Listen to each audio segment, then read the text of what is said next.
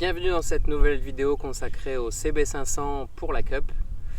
Comme vous pouvez le constater depuis la dernière vidéo, il y a eu pas mal de changements. J'ai avancé un peu en off sans filmer. C'était des choses pas forcément intéressantes comme l'adaptation des polis ou des choses comme ça. Donc je vais tout de suite vous présenter un peu toutes ces modifications, vous dire ce que j'en pense, la qualité, les tarifs. Si vous avez des questions, n'hésitez pas à les mettre en commentaire, je me ferai un plaisir d'y répondre. Du moins si je sais vous répondre. Si tu veux plus de contenu sur le CB500, sur mes sorties du week-end et pour les prochains engagements pour les courses, n'hésite pas à liker et à t'abonner, ça me fera toujours plaisir, même si je gagne rien du tout à faire ce genre de vidéo. Une des grosses modifications apportées sur le CB pour l'instant, la ligne en passage à gauche tout en inox, elle vient du centre de l'échappement. Vous tapez sur Google ligne 500 Cup pour CB500, vous allez tout de suite tomber dessus. C'est une ligne qui vaut 205 € si mes souvenirs sont bons. Je crois qu'il faut y rajouter les frais de port. Par contre, elle arrive sans silencieux. Le silencieux, c'est un achat d'occasion sur le bon coin. J'ai opté pour un Scorpion en inox avec un dB killer dedans. J'ai toujours été satisfait de ces silencieux puisqu'ils sont quand même assez résistants et ils étouffent pas mal le bruit. Donc c'est pour ça que j'ai monté ici. J'ai dû le raccourcir parce qu'il était trop long. Concernant la ligne, je vous avouerai que c'est quand même pas la plus facile à monter. Ça tombe pas toujours en face, il faut retordre un petit peu les pattes de fixation. Mais je trouve que c'est un plus bel effet et c'est surtout que ça épargnera le côté droit si je mets trop d'angle. J'aurais préféré une ligne Micron qui à l'époque était montée en 500 Cup et qui est le top du top. Malheureusement, elle est plus fabriquée, c'est introuvable, en occasion ça coûte super cher. Donc j'ai opté sur cette ligne là. On verra par la suite si ça me pose problème sur les angles à gauche. Je pense pas, on verra bien. Une autre modification que j'ai faite, c'est le radiateur en alu. D'origine c'est déjà de l'aluminium, mais celui-là il a des pores un peu plus gros pour laisser passer plus d'air et plus d'eau, ce qui veut dire que normalement il a un meilleur refroidissement. On verra. Ça c'est une espèce de chinoiserie que j'ai acheté sur eBay à 100 €. Je sais pas si ça a un réel gain, en tout cas celui d'origine était complètement pourri. Quand j'ai commencé à le démonter, les pattes de fixation s'arrachaient, donc j'ai préféré en mettre un. Celui-là il est pas peint en noir, ça fait un peu racing. On verra, mais en tout cas ça lui donne un look sympa. Concernant les polis, pour ce qui est de la tête de fourche réplica Hornet Cup, le garde-boue avec les rallonges style Cup aussi, et pour les écopes et le sabot qui n'est pas sur la vidéo puisque je ne l'ai pas encore monté, tout ça je l'ai acheté à un gars sur Le Bon Coin, pardon. C'est de la très bonne qualité, c'est un très bon rapport qualité-prix. Je me souviens plus exactement des tarifs, alors je crois que le plus cher ça devait être le garde-boue, ça doit être une 60aine d'euros. Les écopes c'est 35, la tête de fourche 35 et le sabot ça doit être 40. Attention, j'avais acheté un sabot de la 500 Cup anglaise où on voit la ligne d'échappement. J'ai eu le rappel que pour la 500 Cup en France, il n'est pas autorisé parce qu'ils ont eu des soucis avec les commissaires de piste. Donc j'ai repris le modèle classique qui enveloppe tout. Je pense qu'il faudra que je protège la ligne pour pas que le sabot brûle. Comme je vous le disais, j'ai les amortisseurs de chez Shock Factory qui sont arrivés. Je les ai pas encore montés parce que comme je fais pas mal de modifications, montage, démontage, je voudrais pas les abîmer. Et pour l'instant, comme je ne compte pas rouler avec la moto, il n'y a pas d'utilité. J'ai reçu aussi un disque avant de frein en France Équipement. Donc il y a encore de la pièce à monter. J'avance un peu à mon rythme parce que j'y consacre pas 100% de mon temps. Mais déjà, je trouve qu'elle a quand même pas mal changé d'allure. Il y a une modification que j'ai faite aussi, c'est la suppression du Neumann pour un interrupteur. Je vais vous montrer ça. Ça permet de plus avoir de clé. J'ai aussi un bouchon de réservoir sans clé. Comme ça, j'aurai plus du tout de clé sur la moto. Ça évite de les perdre dans le camion ou pendant une compétition ou tout simplement de se les faire voler. Bon, c'est sûr qu'on peut se faire plus facilement voler la moto. En même temps, je pense qu'elle sera suffisamment reconnaissable. Bon, je vous laisse apprécier quelques images du CB en l'état et puis on se retrouve ensuite dans le garage pour quelques modifications.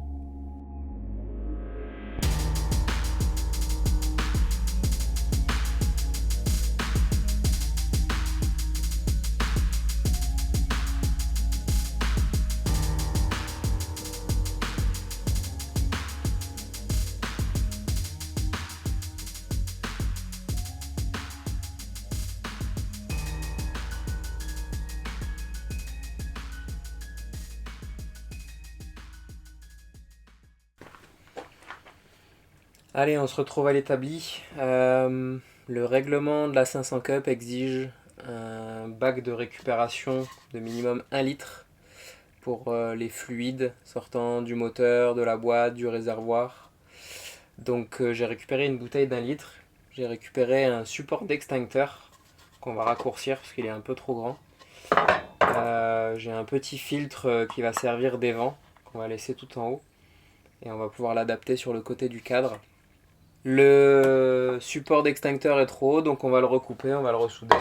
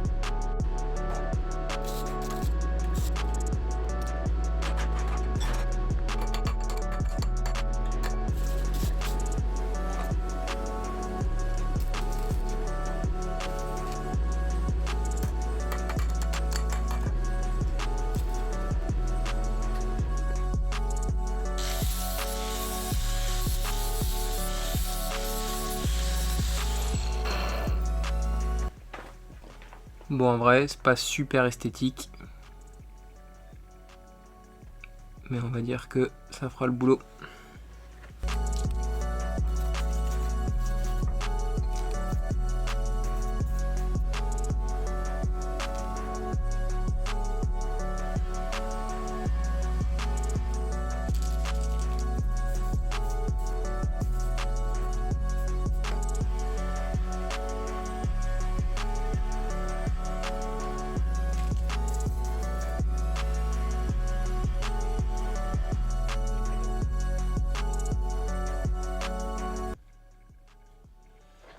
Et voilà, magnifique support récupérateur.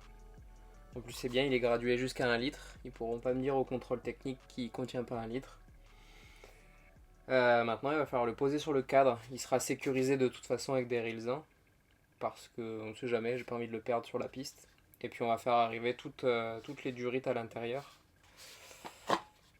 Histoire d'être aux normes. On va tester aussi le circuit de charge. Parce que le règlement nous l'impose et parce que j'ai pas envie de faire exploser ma batterie. Donc on va tester ça. Donc on met en position voltmètre.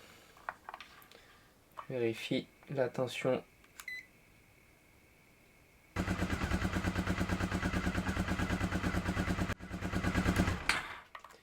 Donc j'ai 13,6 au ralenti et 14,10 accéléré. Donc je pense que pour l'instant on est pas mal. Pour éviter que le sabot brûle, j'ai mis une espèce de pare-chaleur alvéolé qu'on retrouve sur un peu les voitures modernes, sur les collecteurs d'échappement et les turbos. Et en dessous là, j'ai mis ça. C'est de la laine qu'on retrouve dans les pots d'échappement. J'espère que ça fera le boulot pour pas cramer le sabot, puisque la ligne passe quand même très très proche. Et sur l'arrière, comme ça va pas jusqu'au bout, j'ai mis de la bande thermique. Pareil, j'espère que ça fera le boulot. On verra bien. J'en ai profité aussi pour installer les commandes reculées, faire la purge des freins. Comme ça, je peux déjà la déplacer. Là, on peut voir que j'ai protégé la tige de réglage de tension de chaîne par un morceau de durite. C'est ce qui est demandé pour éviter que ça fasse des parties saillantes. J'ai aussi fixé la dent de requin. Alors j'ai simplement percé le bras haussien et J'ai mis des inserts filetés avec une pince à insert. C'est une dent de requin en plastique de chez AliExpress. Ça fait très bien le boulot. Je me suis fabriqué aussi un embout de guidon en téflon. Alors ça, il n'y a que les anciens qui comprendront. Mais j'ai toujours vu les gars faire de la piste il y a 20 ans avec ça. Et si ça peut m'éviter d'éclater un guidon, pourquoi pas. On verra bien si ça a une utilité. On voit aussi ici le bouchon de réservoir sans clé. Pour ceux qui voudraient supprimer le contacteur de béquille, voilà, vous pontez les deux fils ensemble, le vert et blanc, et ça vous supprimera le contacteur de béquille et vous n'aurez pas le voyant au tableau de bord. Ça peut vous éliminer une potentielle panne, et puis de toute façon, comme j'ai supprimé la béquille, moi j'en ai pas besoin. Bon, c'est un chantier. Je vous laisse un peu admirer le bordel. Il y en a partout. Alors, plusieurs points. J'ai essayé la moto, comme vous avez pu le voir de toute façon sur les images. Il y a 2-3 trucs qui vont pas. Entre autres ça.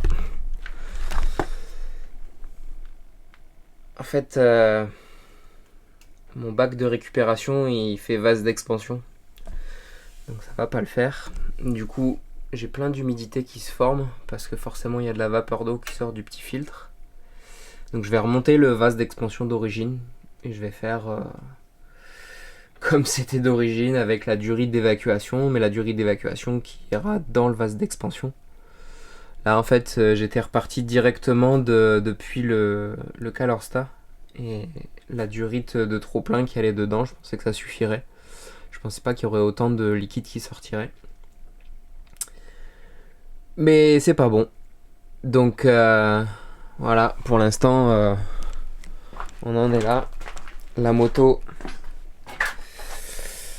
elle est dans cet état là. Elle roule. J'ai encore quelques magouilles à faire avec l'histoire des pneus, le disque de frein avant arrière, parce que j'ai du France équipement mais que j'ai pas monté sur ces jantes là. Et puis prochaine étape, peinture. Alors je ferai un épisode complet sur la peinture, le ponçage, l'après, la mise en peinture, la déco, etc. Mais essai concluant à allez, 95%. Maintenant, il reste à régler cette histoire de vase d'expansion. Et puis, une fois que la peinture est faite, on essaiera de trouver une journée circuit pour aller rouler. Peut-être à Alès, si tout va bien. Mais en tout cas, je sortirai pas la moto tant qu'elle est pas belle. Bon. On se retrouve pour un prochain épisode. Ciao.